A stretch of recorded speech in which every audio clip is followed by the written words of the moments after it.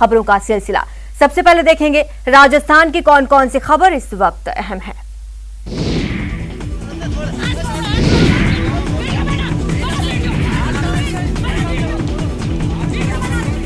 इसे कहते हैं पहले चोरी फिर सीना जोरी। हंगामा कर रही इस महिला को देखिए। मोहतरमा ने मास्क नहीं लगाया था और जब पुलिस वालों ने टोका तो अपनी गलती मानने की बजाय बीच सड़क पर बवाल मचा दिया। मोहतरमा इतने गुस्से में थी कि नियम कानून के साथ साथ लाज लिहाज को भी ताक पर रख दिया और पुलिस वालों से उलझ पड़ी। बीच सड़क पर मचे संग्राम की तस्वीरें आई हैं भरतपुर के कुम्हेर गेट चौराहे से, जहां मास्क नहीं पहनने पर अपने बेटे के साथ बाइक पर जा रही महिला को पुलिस वालों ने रोक दिया। फिर क्या था, मोहतरमा देखते ही देखते अपने तेवर में आ गई। गंदी गंदी गालियां बकती महिला ने पुलिस वाले की वर्दी तक उतरवा देने की धमकी दे डाली। महिला अपने कपड़े फाड़ने पर उतारू हो गई और बोलने लगी कि चल बना मेरा वीडियो। बीच सड़क पर काफी देर तक महिला का हाई वोल्टेज ड्रामा चलता रहा। हंगामे की खबर मिलने के बाद मौके पर कोतवाली एसएचओ राम किशन यादव भी पहुंचे और महिला और उसके बेटे को गिरफ्तार कर लिया गया। साथ ही बाइक भी जब्त कर ली गई।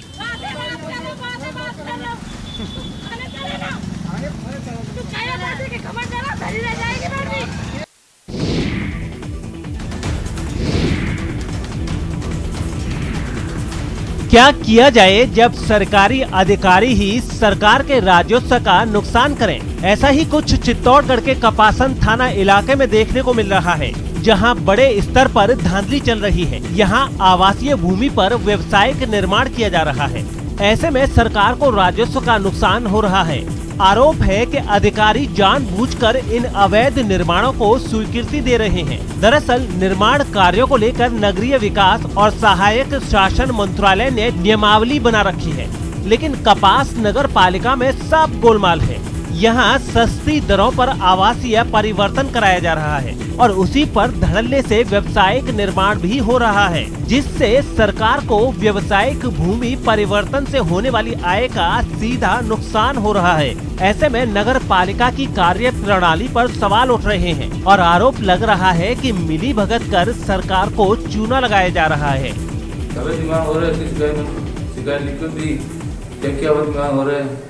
इसका अवगत कराया, परमिशन दी, आवश्यक है, व्यवसायी है, इसके में अवगत कराए, ना व्यवसाय अवगत कराए, ना कुछ कराए मेरे को। हाँ, कुछ मौखिक शिकायत कही है तो हमने उसका सर्वे प्रारंभ कर दिया है और जल्द ही सर्वे करवा कर उनका अगर जो पाया जाएगा तो उसके खिलाफ कार्रवाई की जाएगी।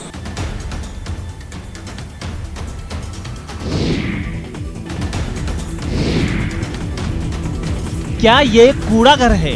अरे ये तो सड़क पर नाला बह रहा है। अरे भाई, ये कहाँ आ गए हम? हैरान मत होइए, ये भरतपुर नगर निगम की कारगुजारियां हैं, जिसने शहर की बदसूरत तस्वीर बना दी है। दावे तो ऐसे बड़े बड़े कि आसमां को धरती पर ला देंगे, लेकिन सच्चाई ये है कि जिस शहर को संवारने का जिम्मा नगर निगम पर है, उसे बदसूरत बनाकर छोड़ दिया जाता है। मौसम की पहली बारिश ने नगर निगम के दावों की पोल भी खोल दी है। हर गली, हर मोहल्ले में नाला बहने लगा। शहर के मेन मार्केट से जामा मस्जिद इलाके में तो पानी दुकानों में भी घुस गया, वो भी तब जब निगम ने दावा किया था कि शहर के 80% नालों की सफाई हो चुकी है। लेकिन नालों की सफाई कितनी सफाई से की है, ये तो कूड़े घर में तब्दील हो चुके नाले बखूबी बयां कर रहे हैं। नालों में गंदगी का अंबार है और नाले सड़क पर बहने लगे हैं। निगम की ऐसी सफाई व्यवस्था पर विपक्ष हमलावर है और धांधली का आरोप लगा रहा है। नगर निगम में सफाई के नाम पर लीपापोती, निगम कह रहा है सफाई हो चुकी है, लेकिन धरातल पर सफाई नहीं हुई है। इसका प्रत्यक्ष को प्रमाण की आवश्यकता नहीं। कई नाले मैं बता सकता हूं शहर के जो गंदगी से भरे पड़े हैं।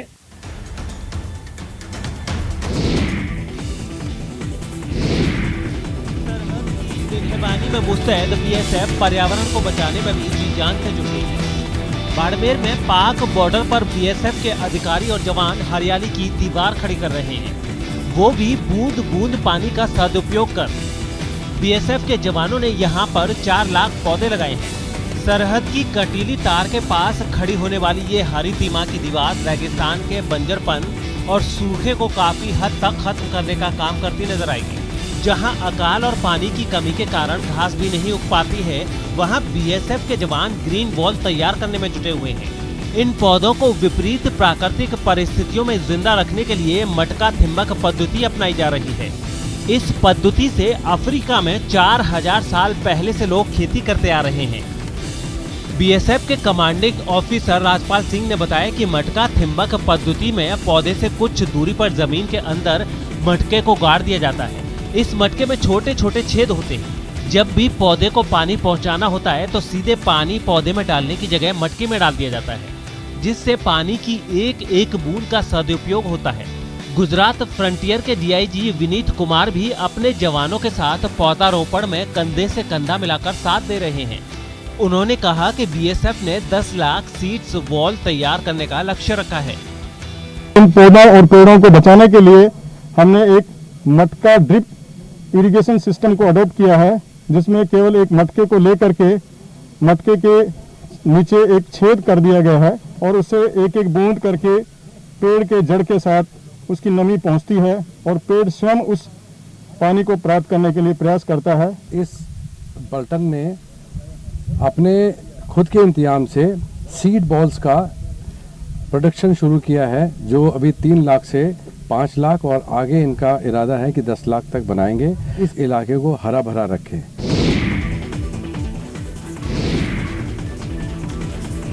चूरू के सुजानगढ़ का दिशा शेखावटी संस्थान इन दिनों सुर्खियों में है।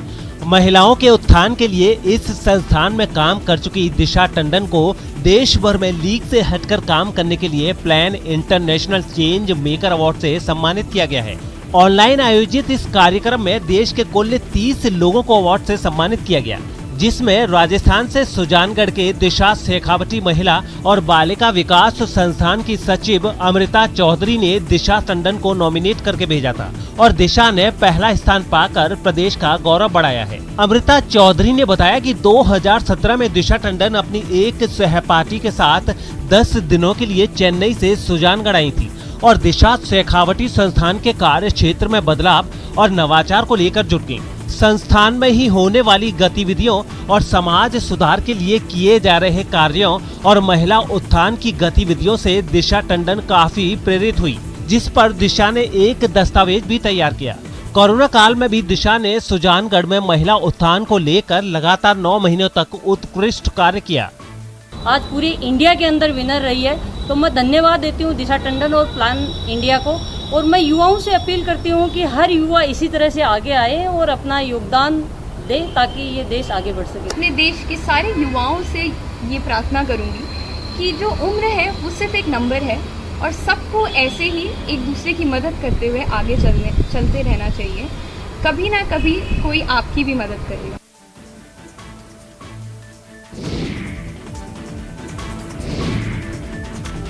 कोरोना गाइडलाइंस में राहत मिलने और मौसम में खुशनुमा बदलाव के बाद प्रदेश का एकमात्र हिल स्टेशन माउंट आबू अब फिर से गुलजार हो गया है। प्रदेश के कश्मीर कहे जाने वाले इस हिल स्टेशन का मौसम अब खुशगवार हो चुका है, जो सैलानियों को अपनी तरफ खींच रहा है। चारों ओर पहाड़ों पर बादलों की धुंध छाई नजर आ रही है। हल्की रिमझिम बारिश ने मौसम सुहावना बना दिया है। तापमान में भी गिरावट दर्ज की गई है, लिहाजा पड़ोसी राज्य गुजरात से हजारों की संख्या में पर्यटक माउंट आबू पहुंच रहे हैं। इतना ही नहीं, राजस्थान के राज्यपाल कलराज मिश्र भी अपने पूरे परिवार के साथ पूरे 7 दिनों के प्रवास पर हैं और यहाँ के खुशनुमा मौसम का लुत्फ उठा रहे हैं। राज्यपाल ने पूरे परिवार के साथ नक्की झील में बोटिंग का मजा भी लिया।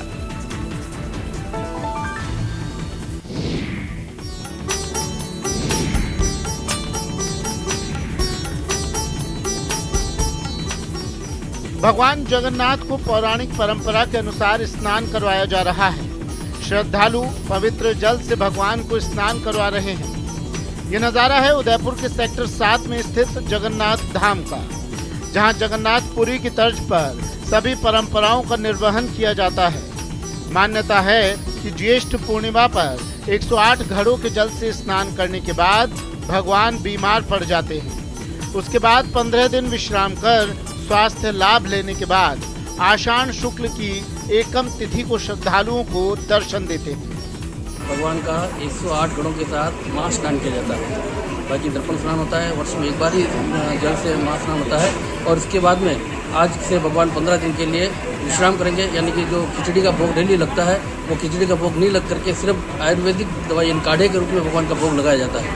और फिर आषाढ़ शुक्ल पक्ष प्रतिपदा के दिन भगवान का पुनः प्राकट्य उत्सव एक नए कलेवर में भगवान का अन्न का भोग उस दिन लगेगा। और फिर द्वितीया के दिन नगर भ्रमण का नियम है, लेकिन जैसा भी सांकेतिक यहाँ पे नगर भ्रमण होगा द्वितीया के दिन 12 जुलाई। चलिए अब देख लेते हैं दूसरे राज्यों की कुछ अहम खबरें।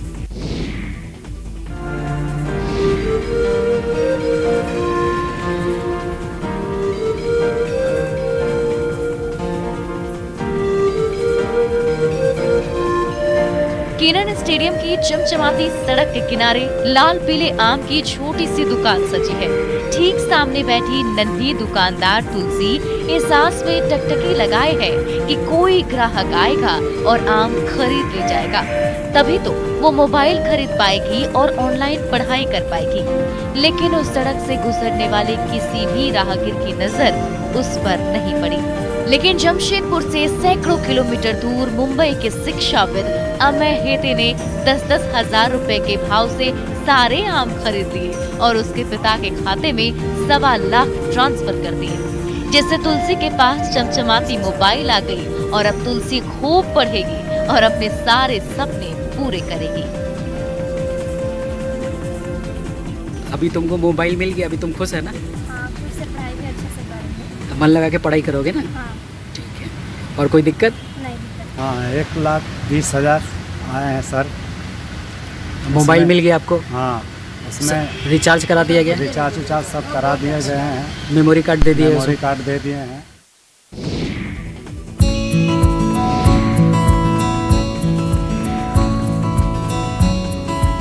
कोरोना वैक्सीन की सर्टिफिकेट दिखाइए और राशन से भरा झोला मुफ्त ले जाइए। गया के सोनू सूद के नाम से चर्चित समाज सेवी विवेक कल्याण की अनोखी पेशकश इतनी कारगर साबित हुई कि गांव-गांव में वैक्सीन लेने वालों का तांता लग गया। यही नहीं, 3 दिन के अंदर 2000 से भी ज्यादा ग्रामीणों ने टीका लगवा लिया और पहुंच गए अनाज से भरा झोला लेने। गया के सोनू सूद ने किसी को निराश नहीं किया और सबकी झोली सौगातों से भर दी। इससे बहुत अच्छा पहल है कि लोगों को भी जैसे राशन लोग बांट भी रहे हैं, तब उनसे यही निवेदन करना चाहते हैं, उनके साथ एक पहल भी रखिए कि जो राशन हम दे रहे हैं एक वैक्सीन के रूप में आप वैक्सीन लीजिए, क्योंकि गाँव को बचाना बहुत ज़रूरी है। क्योंकि गाँव अगर बच गया तो पूरे देश बच गया, क्योंकि तीसरी लहर आने का शंका है।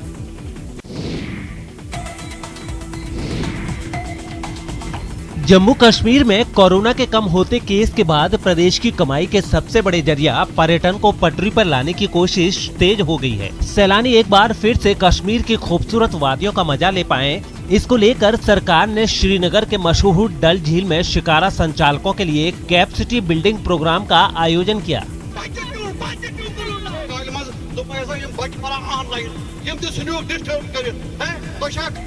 राज्य के पर्यटन विभाग की ओर से आयोजित इस कार्यक्रम में शिकारा संचालकों और हाउस बोट ओनर्स शामिल हुए। मनोहारी घाटियों से घिरे डल झील के बीचों बीच आयोजित इस कार्यक्रम में स्थानीय कलाकारों ने रंगारंग सांस्कृतिक प्रस्तुतियां पेश की।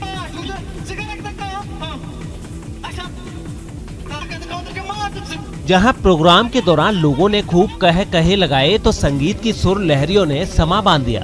पर्यटन विभाग के सचिव सरपद हफीज ने कहा कि विभाग की कोशिश है कि कोरोना प्रोटोकॉल का पालन करते हुए राज्य में पर्यटन को पटरी पर लाया जाए। इसके लिए न सिर्फ डल झील बल्कि दूसरी जगहों पर भी ऐसे कार्यक्रमों का आयोजन कर पर्यटन से जुड़े लोगों को ट्रेंड किया जा रहा है। जम्मू में जो हमारे एरियाज हैं, पत्नी टॉप है, बाकी एरियाज हैं, कटरा है, हम हर जगह SOPs जो हैं उनको बारे में ट्रेन करें।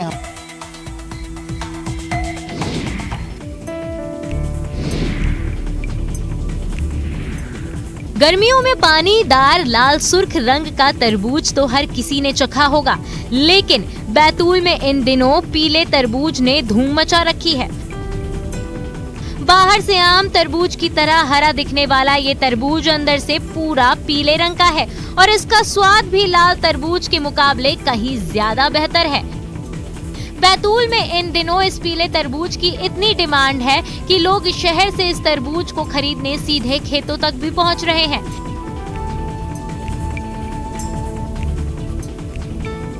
किसान श्याम पवार को उम्मीद नहीं थी पीला तरबूज इस कदर धमाल मचा देगा। श्याम की माने तो पहली बार लोगों ने इसे तरबूज ही नहीं माना। श्याम ने पिछले साल पीले तरबूज की खेती शुरू की। पिछले लॉकडाउन के दौरान पीला तरबूज हाथों हाथ बिका था और इस बार कोरोना कर्फ्यू के बावजूद लोग इस पीले तरबूज को चखने के लिए श्याम के खेत तक जाते हैं।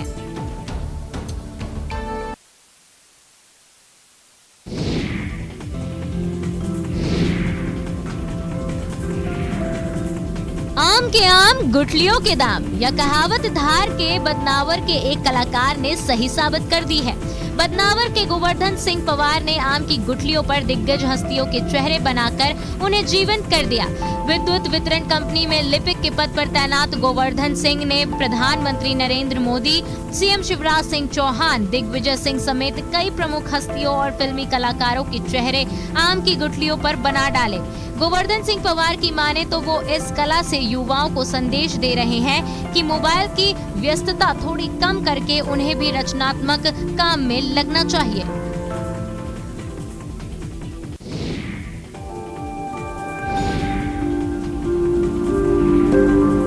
प्राकृतिक सुंदरता में लोगों को मन लुभाने की अद्भुत शक्ति होती है। करोड़ों रुपए खर्च करके कृत्रिम आकर्षण क्षेत्र बनाए जाते हैं, लेकिन कृत्रिम आकर्षण क्षेत्र उतने प्रभावकारी नहीं होते जितनी प्राकृतिक सुंदरता और वन हरियाली होती है। प्राकृतिक हरियाली, नदियों की सुंदरता, पहाड़ों का आकर्षण, झरनों की खास सुंदरता बेहद आकर्षक होते हैं। प्राकृतिक खूबसूरती में शुमार भारत का राज्य छत्तीसगढ़ को प्रकृति ने बहुत ही खूबसूरत उपहार से नवाजा है। कवर्धा के जंगलों में भी प्रकृति का बेहद खूबसूरत नजारा इन दिनों देखने को मिल रहा है। पहाड़ के बीच बादल चहलकदमी करते दिख रहे हैं। बारिश के बाद यहाँ चारों तरफ हरियाली छा गई है। भोरमदेव और सरोधा मार्ग पर लोगों ने खूबसूरत नजारे को अपने कैमरों में कैद किया।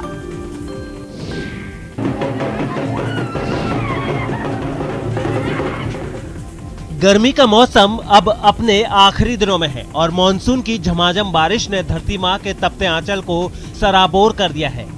ऐसे में धरती माँ के सच्चे पुत्र किसानों ने खेतों की ओर रुख किया है। ऐसे में त्योहार मनाना तो बनता है। कर्नाटक के कलबुर्गी में भी किसानों ने कारा हन्नीम का आयोजन किया। इस दौरान किसानों ने अपने बैलों को नहाने के बाद आकर्षक ढंग से सजाया। किसानों ने बैलों की अलग अलग रंगों से पेंटिंग की, उनके सींगों पर रिबन और घुंघरू बांधे, साथ ही ललाट पर रंग बिरंगा फुदना भी बांधा और तिलक लगाकर उनकी पूजा भी की। इस दौरान तासे की ताल पर ठुमके भी लगाए गए, जिसके बाद बैल दौड़ का आयोजन किया गया, जिसमें रंग बिरंगे नजर आ रहे बैलों ने दौड़ लगाई। दरअसल ये पर्व हमारी संस्कृति का अहम हिस्सा रहा है और इस समय जब खेती में आधुनिक यंत्रों का उपयोग कम होने लगा है, बैलों का महत्व दिखाने का ये एक बड़ा ही अवसर है।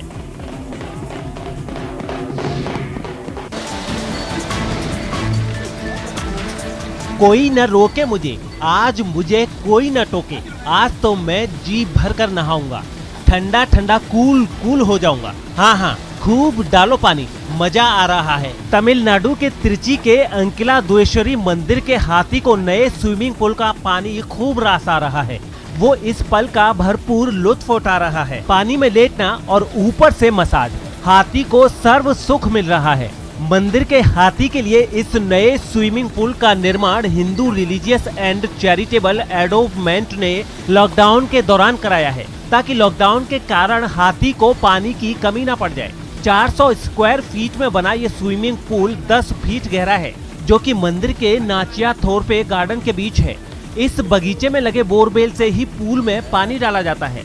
इसके अलावा हाथी के मॉर्निंग वॉक के लिए रास्ते के निर्माण के साथ हाथी के स्पेशल बगीचे के लिए बड़ी संख्या में पौधे भी लगाए जा रहे हैं। यानी मंदिर ट्रस्ट की ओर से इस हाथी को ठंडा ठंडा कूल कूल करने के सारे इंतजाम किए जा रहे हैं।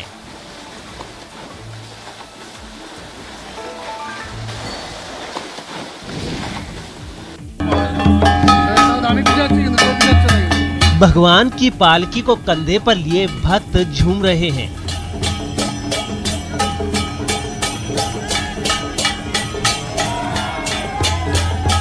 ढोल और घंटे की मधुर आवाज से मन को मानो परम आनंद प्राप्त हो रहा है।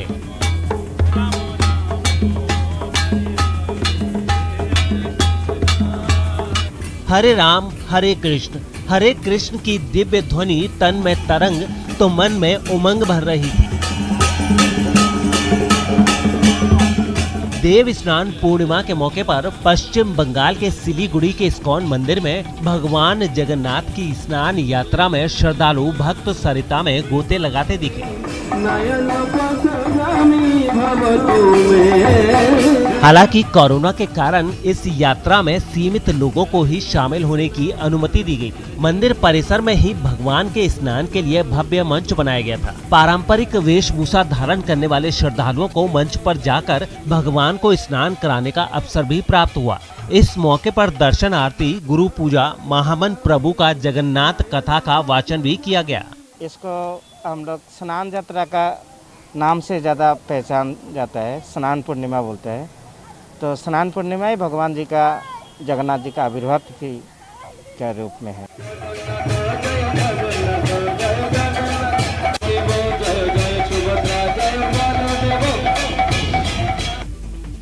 और अब देख लेते हैं अंतर्राष्ट्रीय जगत की कुछ अहम खबरें। इंडोनेशिया की राजधानी जकार्ता से डराने वाली तस्वीरें सामने आई। वहां एक मौलवी को सजा सुनाई जाने के बाद उसके समर्थक हिंसा पर उतर आए। बताया गया कि पहले से ही कई आपराधिक मामलों में फंसे मौलवी को कोरोना टेस्ट का रिजल्ट छुपाने के आरोप में 4 साल की जेल की सजा सुनाई गई।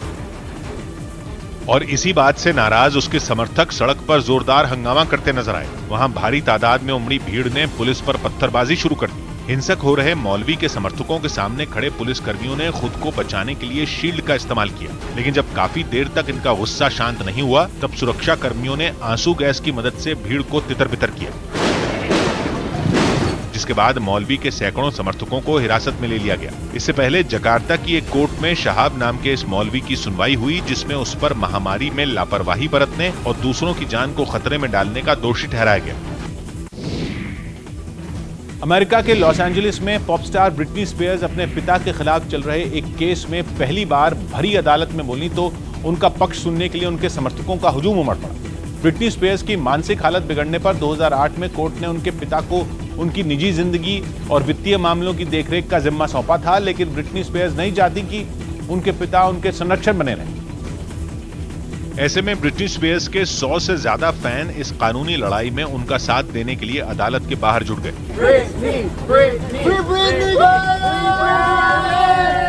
ब्रिटनी स्पीयर्स का कोई फैन उनका कटआउट लेकर पहुंचा तो कोई उनकी तस्वीर वाली टी शर्ट पहना नजर आया। उनका एक समर्थक तो उन्हें आजाद करने के नारे लिखे चश्मे, हार और अंगूठियां पहनकर उन्हें इंसाफ दिलाने की मांग उठाता दिखाई दिया। ब्रिटनी स्पीयर्स के फैंस ने हाथों में झंडे और तख्तियां लेकर मार्च भी निकाला और उन्हें उनके पिता से तुरंत आजाद करने की मांग की। ब्रिटनी स्पीयर्स के फैंस का मानना है कि उनके पिता के हाथों में उनकी जिंदगी की डोर देना ब्रिटनी स्पीयर्स के संवैधानिक हक का हनन है, क्योंकि बालिग होने के बावजूद वो अपनी जिंदगी के फैसले खुद नहीं ले सकते। अफगानिस्तान से अमेरिका की सेना के पूरी तरह लौटने से पहले वहां का सुरक्षा बल तालिबान का नामो निशान मिटाने के लिए ताबड़तोड़ कार्रवाई कर रहा है। उसके इस ऑपरेशन में अब तक तालिबान के दर्जनों आतंकी मौत की नींद सो चुके हैं, जिसकी सामने आई एक तस्वीर में अफगानिस्तान के उरुज़गान में सुरक्षा बल के जवान तालिबान का काम तमाम करने के लिए पूरे एक्शन में नजर आए। वहीं तालिबान के खिलाफ चलाए जा रहे ऑपरेशन की आसमान से ली गई तस्वीरों में तो आतंकी कीड़े मकोड़ों की तरह तड़प तड़प कर मरते दिखे। तस्वीरों में जैसे ही आतंकियों के एक ठिकाने पर एयर स्ट्राइक होती दिखी, उनमें भगदड़ मच गई। जान बचाने के लिए वो इधर उधर भागने लगे, लेकिन भागने के बाद भी वो अफगान सुरक्षा बल के हत्थे चढ़ ही गए। यहाँ तक कि घने जंगलों में छिपकर बैठे आतंकी भी अफगानिस्तान की सेना से बच नहीं पाए। लेकिन सुरक्षा बल की धुआंधार कार्रवाई के बावजूद अफगानिस्तान के सिर पर संकट के बादल मंडरा रहे हैं, क्योंकि जब से अमेरिका की सेना अफगानिस्तान से निकलनी शुरू हुई है तब से वहां हिंसा बढ़ी है और बीते कुछ हफ्तों में तो तालिबान ने उत्तरी अफगानिस्तान के कई इलाकों पर अपना कब्जा जमा लिया है। तालिबान का दावा तो यहां तक है कि मई से अब तक 2 महीने से भी कम वक्त में अफगानिस्तान के 90 जिलों पर अधिकार जमा चुका है। खुद अमेरिका की खुफिया रिपोर्ट है कि जैसे ही उसके सभी सैनिक अफगानिस्तान छोड़ देंगे, उसके 6 महीने के अंदर ही वहां सरकार गिर सकती है और राजधानी काबुल तालिबान की गिरफ्त में आ सकती। सिर्फ अमेरिका ही नहीं, रूस के रक्षा मंत्री ने भी अमेरिकी सेना के अफगानिस्तान से निकलते ही वहां गृह युद्ध छिड़ने का अंदेशा जताया है। हांगकांग के सबसे पसंदीदा और लोकतंत्र समर्थक अखबार कहे जाने वाले एप्पल डेली को हमेशा के लिए बंद कर दिया गया। यह अखबार हांगकांग में चीन के बढ़ते दखल का लगातार विरोध करता रहा है, जिसकी वजह से न सिर्फ उसकी संपत्तियों और खातों को फ्रीज किया गया, बल्कि उसके कई संपादकों और पत्रकारों को जेल भेज दिया गया। इसीलिए जब अखबार की आखिरी कॉपी बाजार में आई तो खरीदने वालों की लाइन लग गई। लोग अखबार खरीदने के लिए दिन चढ़ने से पहले ही दुकानों पर पहुंच गए। रात के वक्त अखबार का आखिरी एडिशन छापा गया। अखबार में काम करने वाले कर्मचारी और पत्रकार इस दौरान बेहद भावुक नजर आए। सभी लोग अपनी अपनी कुर्सियों से उठे और इमारत में एक जगह इकट्ठा हुए। उन्होंने तालियां बजाकर एक दूसरे का हौसला बढ़ाया। अखबार में काम करने वाले पत्रकारों ने चीन पर बोलने की आजादी छीनने का आरोप लगाया। बताया गया कि हांगकांग में नेशनल सिक्योरिटी लॉ पास लागू होने के बाद से ही यह अखबार चीन के निशाने पर आ गया था। अखबार बंद होने का दुख कर्मचारियों के चेहरों पर साफ नजर आया। कई लोग अपनी रोजी रोटी के लिए भी परेशान दिखे।